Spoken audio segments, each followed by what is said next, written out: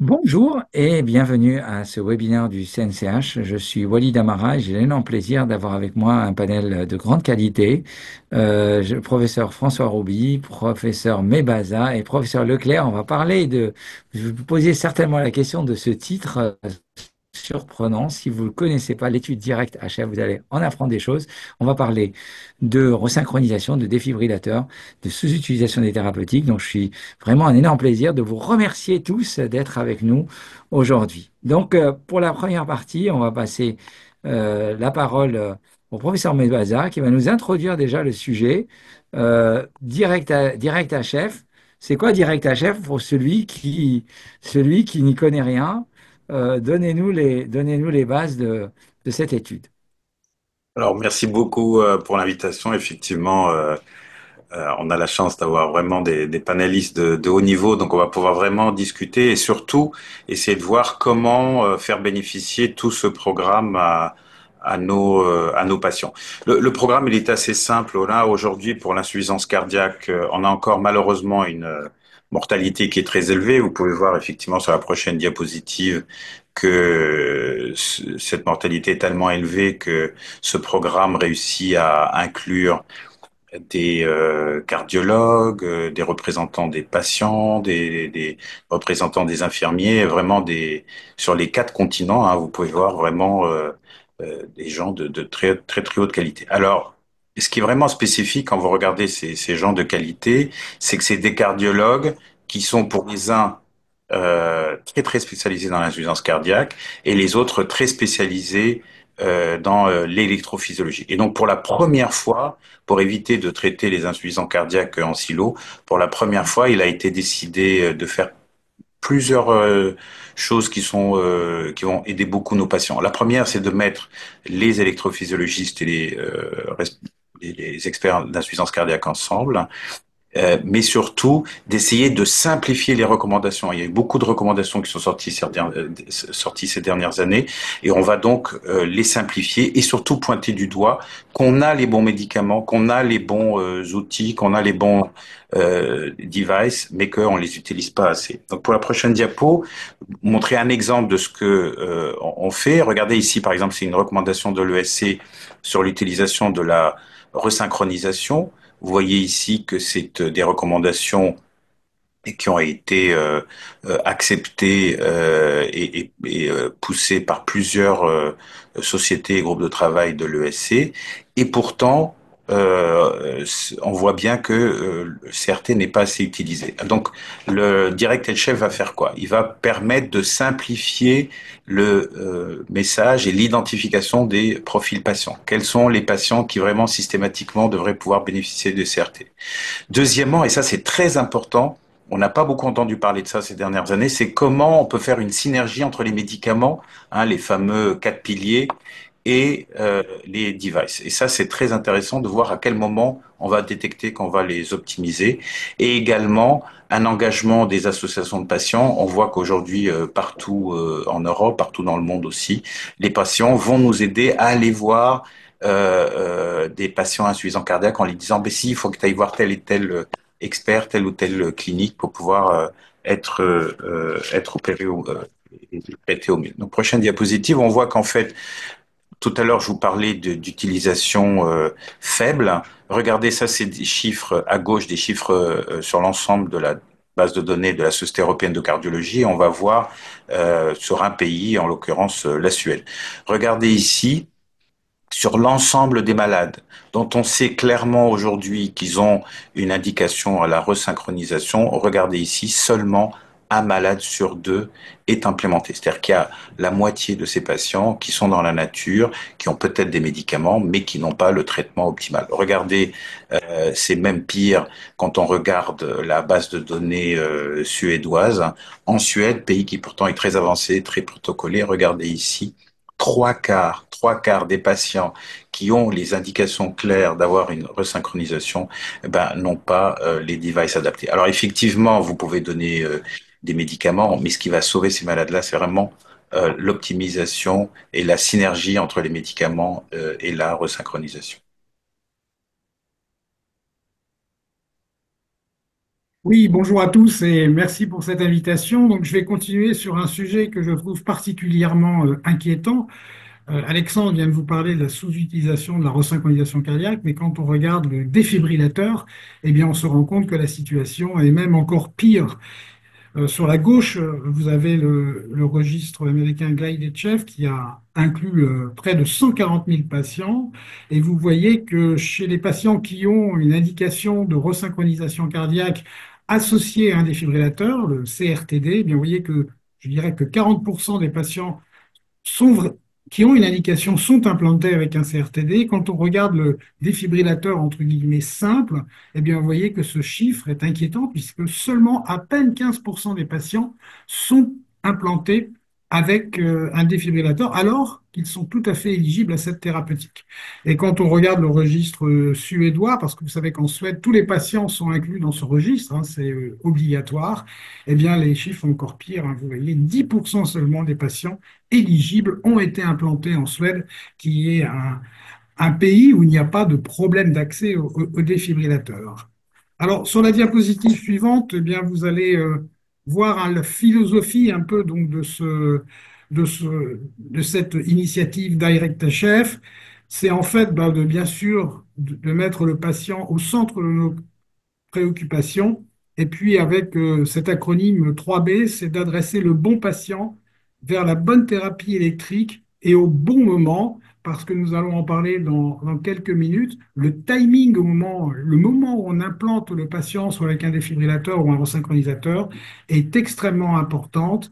Et ça, je crois que il faut bien garder à l'esprit, et Alexandre a bien insisté dessus, c'est qu'il n'y a pas de compétition entre les défibrillateurs ou appareils de resynchronisation et les traitements médicaux, mais il y a vraiment une action synergique entre les deux thérapeutiques.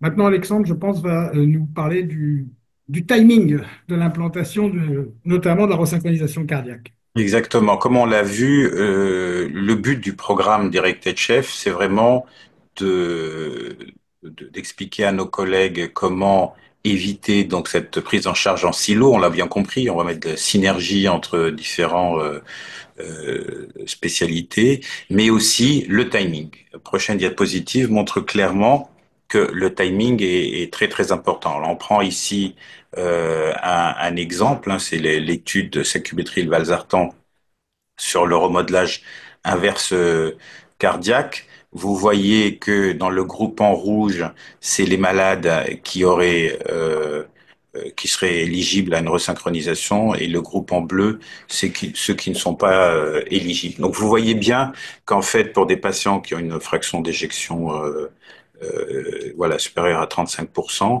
il y a un effet de potentialisation, surtout si on va très très vite. Et regardez à droite, quand l'impact du moment de l'adressage. Et c'est ça qui est très, très important, c'est qu'il faut que vraiment on fasse tous des efforts pour essayer de faire le diagnostic et essayer de poser l'indication d'une resynchronisation le plus tôt possible. Regardez la mortalité totale. On prend la troisième ligne là, quand l'adressage se fait dans l'année où le patient a besoin de la resynchronisation, et on prend le cas le pire où vraiment on laisse les années passer.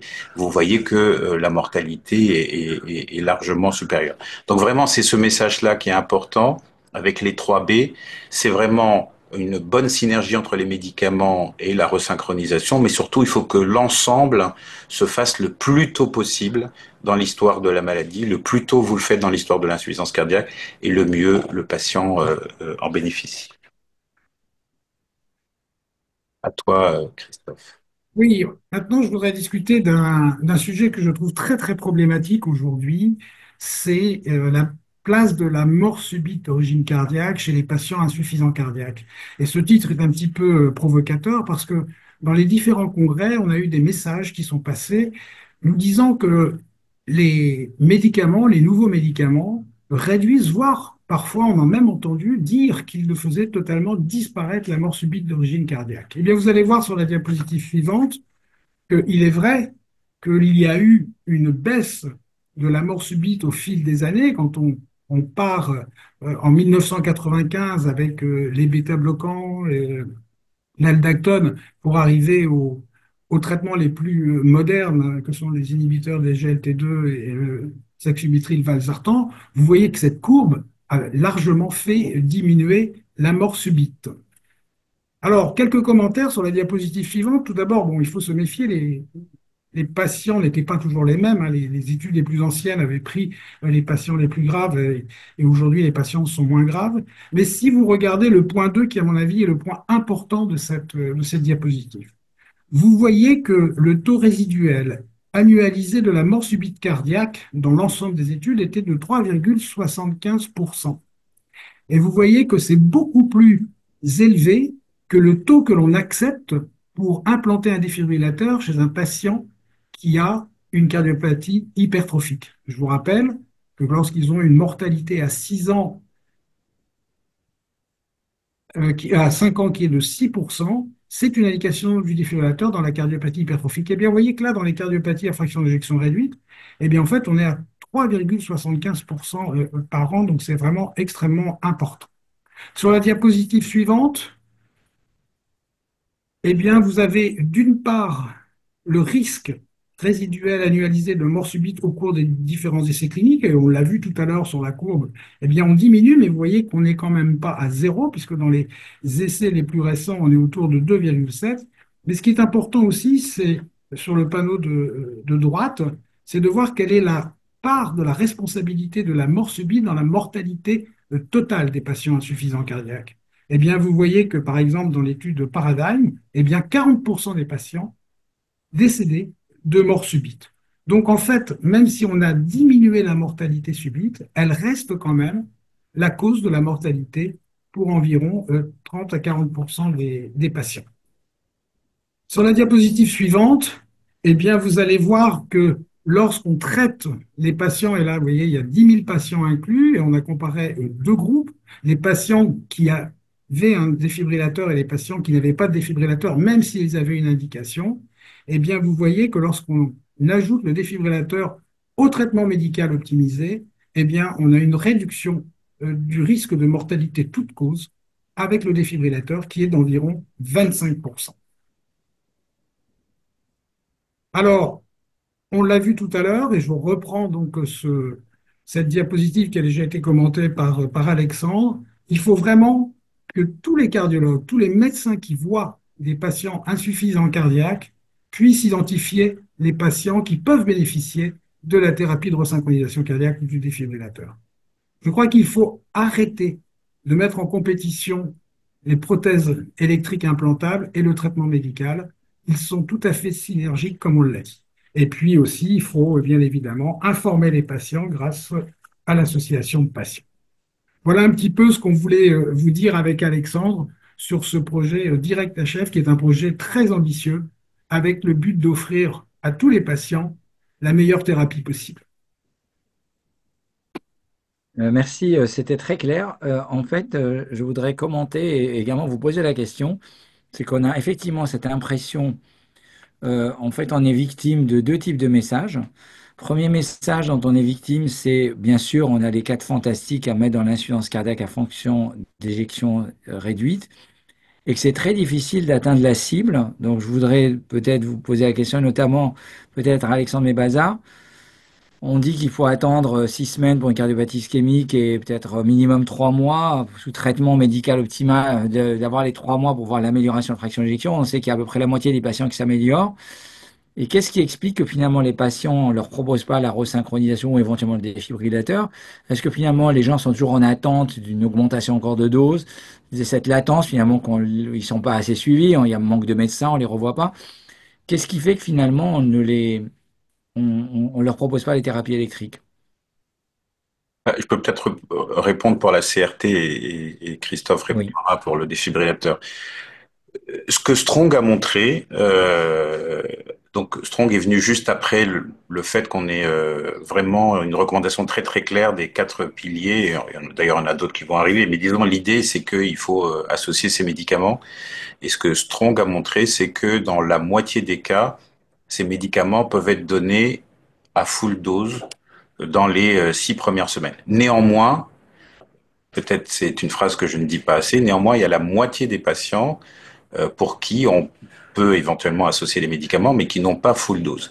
Et en fait, quand on n'y arrive pas, c'est là où il faut qu'il y ait une petite lumière qui s'allume en disant mais pourquoi je n'arrive pas à optimiser les médicaments ou pourquoi l'optimisation des médicaments n'arrive pas à améliorer les malades. Et c'est là il faut regarder s'il n'y a pas une indication des CRT. Et donc on voit de plus en plus d'articles, de collègues, dans les réunions clairement utilisent ça aujourd'hui, c'est-à-dire que quand ils arrivent à optimiser, que tout va bien, que le malade va bien et qu'il n'y a pas d'indication, c'est bon. Mais aujourd'hui, de plus en plus, quand ils n'arrivent pas à optimiser, il faut vraiment qu'il y ait une lumière qui s'allume et qu'on aille chercher les indications de la resynchronisation.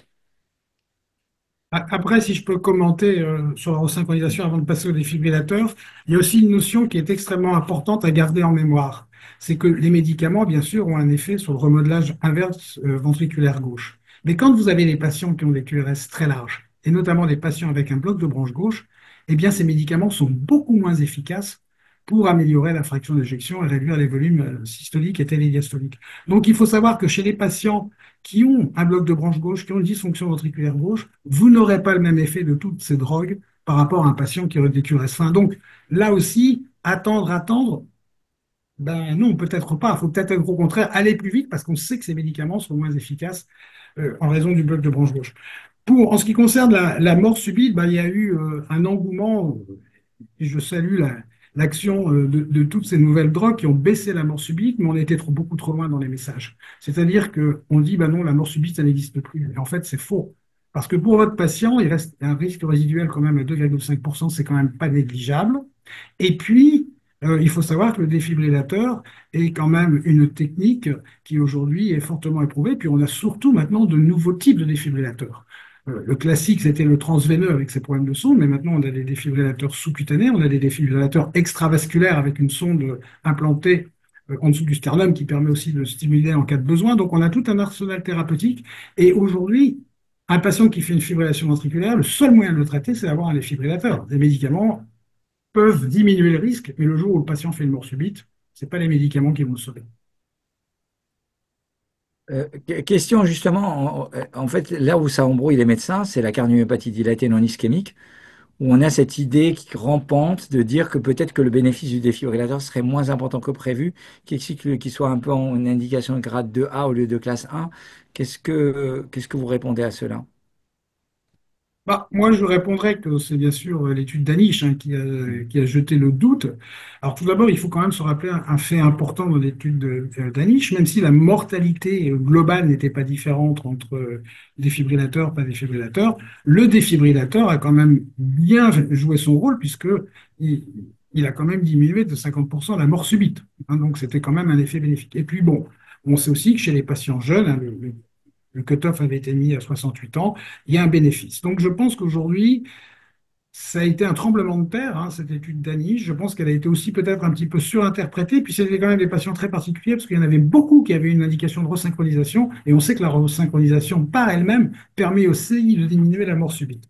Donc je pense qu'il faut dire aujourd'hui que la mort subite est diminuée grâce à tous les médicaments, mais qu'elle ne l'empêche pas, parce que pour un patient, c'est pas du 2%, c'est il meurt ou il meurt pas. Donc, je crois qu'il faut Cela dit, vraiment Christophe, garder à ça permet l'esprit. quand même de stratifier le risque. Tu l'as très bien dit, c'est pas tout à fait le même risque quand même en fonction de la présentation clinique. Et c'est sans doute une des raisons pour lesquelles on va être plus ou moins agressif sur les indications. Alors, je parle du défibrillateur, mais après, je reviendrai quand même sur la resynchronisation.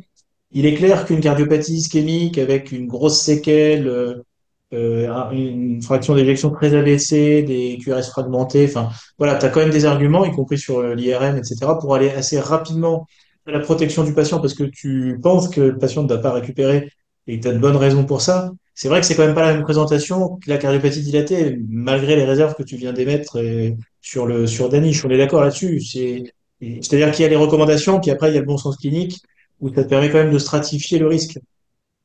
C'est vrai, par exemple, si vous avez un patient qui a une amylopathie, là, il faut pas attendre. Ça ne sert à rien. On sait que ce sont des patients à risque de mort subite extrêmement élevé. Et puis, tu l'as mentionné quand même. Je pense qu'en effet, on a aujourd'hui d'autres armes pour stratifier. Hein. Tu as parlé de l'IRM avec la fibrose, hein, qui est quand même un point important parce qu'on sait que lorsqu'il y a beaucoup de fibrose, ben, il y a une augmentation de risque de mort subite. Et puis maintenant aussi, il faut y penser aussi à faire des analyses génétiques hein, pour essayer de trouver des gènes qui sont euh, marqueur de maladie proarythmique. Mon autre question sur la resynchronisation recoupe un peu ce que demandait Walid tout à l'heure sur Sur le timing, parce que ça, c'est vraiment difficile. Je suis d'accord qu'il faut pas attendre la mort subite du patient pour dire il aurait fallu l'implanter, et que la resynchronisation, ça marche très bien quand les patients sont répondeurs, c'est spectaculaire. Cela dit, il y a quand même une marge de manœuvre pour les médicaments. Alors, du coup, c'est combien de temps on se donne? C'est-à-dire l'autre cas de figure, cardiopathie dilatée, QRS modérément élargi, tu vois, un bloc de branche gauche pas très large. Les médicaments peuvent quand même agir. Est-ce que répéter, par exemple, l'électro va te permettre d'affiner l'indication? Au bout d'un mois, le QRS n'a pas du tout bougé. Est-ce qu'il faut aller plus rapidement à la resynchronisation? Ou est-ce que si au contraire, elle commence un peu à s'affiner, le patient va mieux, comme tu le mentionnais tout à l'heure, on est encore dans la titration. Au bout d'un mois, on peut penser qu'on va encore gagner. Donc là, ça, c'est des questions pratico-pratiques qui sont difficiles en fait. Parce C'est que combien de c'est- temps se donner? Quand est-ce qu'il faut resynchroniser? c'est de très très bonnes questions et je peux te dire que c'est la raison pour laquelle je trouve que la recommandation de l'ESC qui dit 6 semaines, peut-être en pratique parce que les Américains ils disent 3 mois, cette recommandation, je trouve que c'est une bonne recommandation. Qu'est-ce qu'elle dit cette recommandation? C'est-à-dire qu'on peut l'avoir de deux côtés.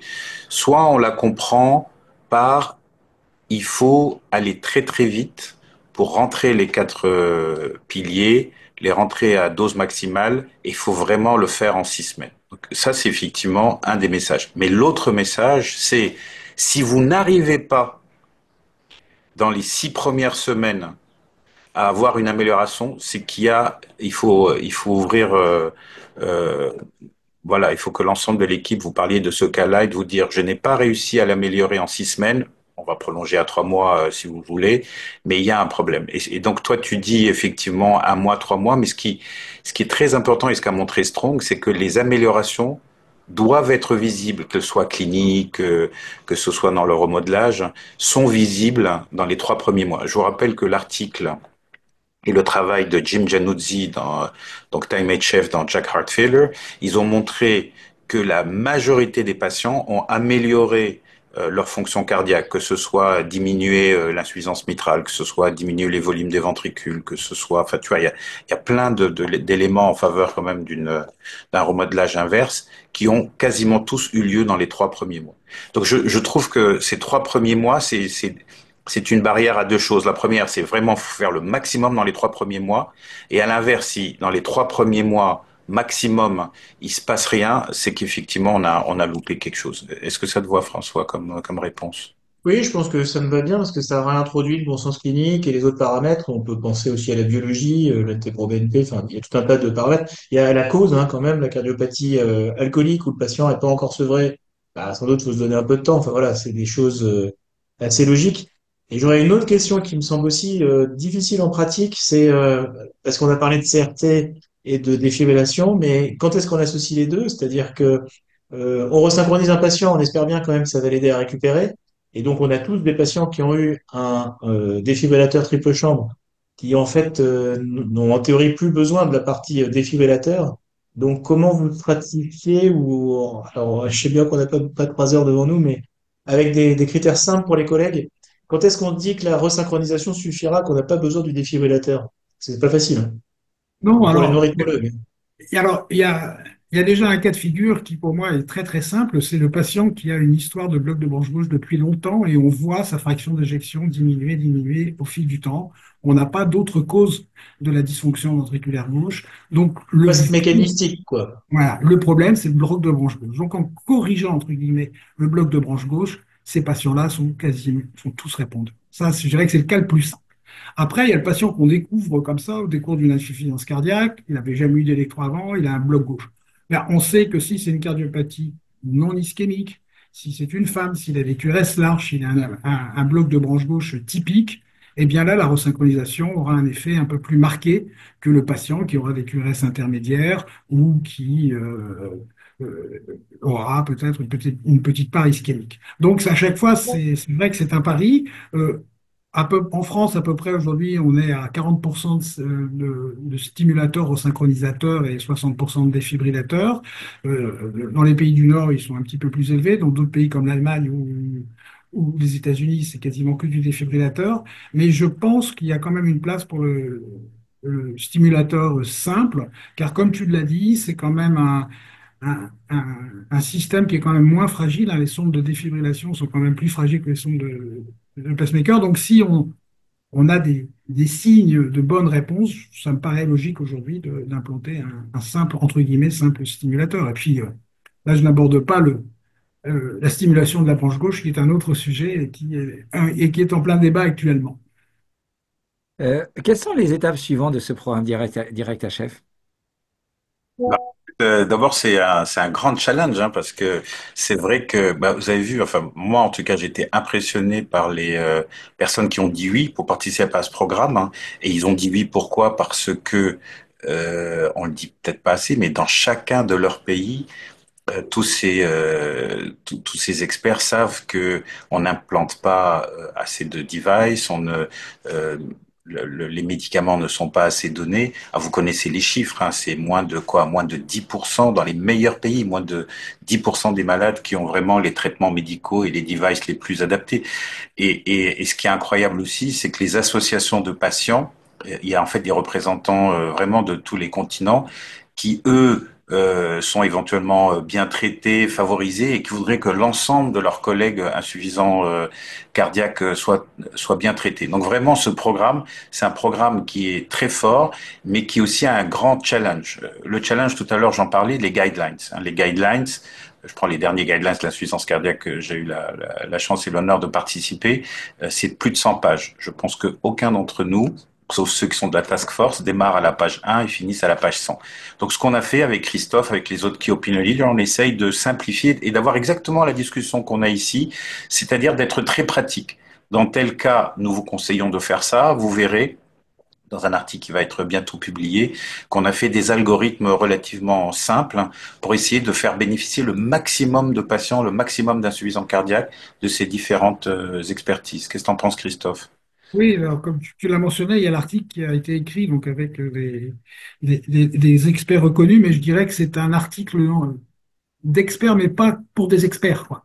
On a voulu faire quelque chose de très pragmatique, et je crois que c'est tout le sens. Vous verrez, il y a des petits schémas qui vous disent, notamment sur le temps de l'implantation. Ben, il y a des cas où il faut aller vite et des cas où on peut se donner un petit peu plus de temps. Il y a aussi tout un processus d'éducation avec des webinars comme aujourd'hui, et puis c'est aussi quelque chose que l'on porte dans les différents congrès, un congrès d'insuffisance cardiaque, bien sûr, congrès également de rythmologie, comme on l'a fait à IRA il y a quelques jours. Et puis, il y a aussi une diffusion qui va se faire avec l'aide de notre sponsor Medtronic auprès de tous les cardiologues de tous les pays, car il faut un peu voilà, bien comprendre la synergie des médicaments et des devices, et puis aussi enlever peut-être le caractère qui fait un petit peu peur du défibrillateur ou du stimulateur de la resynchronisation cardiaque. Voilà, donc c'est un gros challenge, comme le disait très bien Alexandre. On en est au début, mais on est très confiant et très optimiste. Une question pour François Roby, à la Société française de cardiologie, notamment le groupe Insuffisance cardiaque, le GIC, travaille beaucoup sur le dépistage et sur l'insuffisance cardiaque. Est-ce qu'on peut dire un mot en une minute des Oui, en initiatives qui sont... effet, juste pour élargir un peu le spectre, parce que là encore, on parle de patients qui voient de le cardiologue, ce qui est déjà Ouais. un biais, parce que on veut tous faire mieux, et on peut faire mieux, on l'a bien compris. Mais malheureusement, il y a beaucoup de patients, y compris les plus graves, qui ne voient pas de cardiologue, qui ne sont même pas diagnostiqués insuffisants cardiaques. Donc le groupe GIC, effectivement, a lancé des dépistages un peu large échelle, et on a des résultats qui sont spectaculaires avec des gens qui sont symptomatiques depuis des années qui sont diagnostiqués. Ça va dans le même sens des travaux de l'assurance maladie qu'on peut aussi remercier parce qu'il y a un gros travail de communication et on a des chiffres nationaux qui sont terribles. 30-40% des gens qui passent en hospitalisation pour insuffisance cardiaque ne sont pas vus dans l'année du tout. C'est-à-dire que là, on discute ni les médicaments, ni la resynchrone des fibrillateurs. Ils ont rien. Et évidemment, c'est les plus sévères en termes d'évolution. En tout cas, je tiens à vous remercier tous les trois d'avoir participé à ce webinaire. Je remercie Medtronic pour le soutien institutionnel et bien sûr un grand remerciement à toute l'audience. Vous pourrez retrouver ce webinaire en replay sur notre site internet cnch.fr et puis bien sûr vous retrouverez également les autres webinaires mis en place pour informer sur l'actualité en insuffisance cardiaque et en rythmologie. Merci à tous et à très très bientôt. Merci. Merci, merci. Merci.